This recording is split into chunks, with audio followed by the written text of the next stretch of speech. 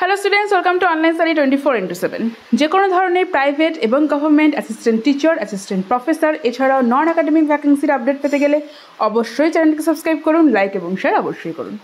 আজকে আমি তোমাদের সাথে বিপিএসসির টিচিং রিক্রুটমেন্ট নিয়ে আলোচনা করব। এর কারণ কিছুদিনের আগেই আমাদের জানানো হয়েছে বিপিএসসির তরফ থেকে এখন থেকে আপনারা যে বিপিএসসির যে এক্সাম দিতেন, যে 3টে ধাপে যে আপনারা এক্সাম দিতে পারতেন বিপিএসসি টিআরই 1, 2, 3, তার বদলে কিন্তু 5টি করা হবে। অর্থাৎ 5টি কিন্তু বিপিএসসির আপনারা যে 3টি পরীক্ষায় যে অংশগ্রহণের একটা সুযোগ ছিল, এখন সেটি হবে 5টি।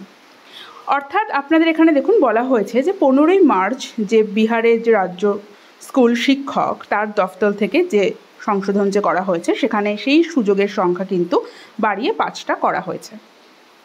কারণ ওই 1,60,000 যে শিক্ষক নিয়োগের সিদ্ধান্ত সরকার নিয়েছিল, সেটি যদি পরিপূর্ণ 1, 2, 3 এর মাধ্যমে না হয়, তাহলে কিন্তু 4 এবং 5-এর ব্যবস্থা নেওয়া হবে এবং সেখানে আপনারা অংশগ্রহণ করতে পারবেন।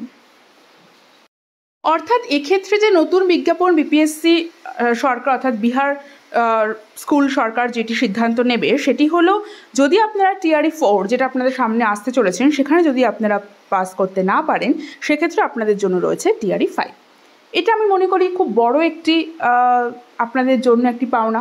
কারণ টিআরই 4 যদি কারোর মিস হয়ে যায়, যদি কেউ পারছেন না, এরকমও তো হতে পারে যে আপনারা কোনো কারণে ফেল করলেন, পারলেন না টিআরই 4, তো আপনাদের জন্য কিন্তু আরেকটি সুযোগ থাকছে এবং সেই যে সুযোগটা থাকছে সেটিকে আপনাদের কাজে লাগাতে হবে। প্রথমটি চেষ্টা করতে হবে সঠিকভাবে নিজের 100% দিয়ে। যদি সেটি কোনো কারণে না হয়, তাহলে আপনাদের জন্য আরেকটি সুযোগ কিন্তু রয়েছে বিপিএসসির তরফ থেকে। প্রথমে বিপিএসসি যেটি ছিল 3টি, এখনই সেটি 5টি করা হলো। অর্থাৎ 4-এ আপনি ফেল করলে 5 বারের জন্য আপনার সুযোগ থাকবে টিআরই 5-এর জন্য। এ বিষয়ে আর কোনো তথ্য জানতে হলে অবশ্যই আপনি কমেন্ট সেকশনে জানান। দেখা হচ্ছে নেক্সট ভিডিওতে।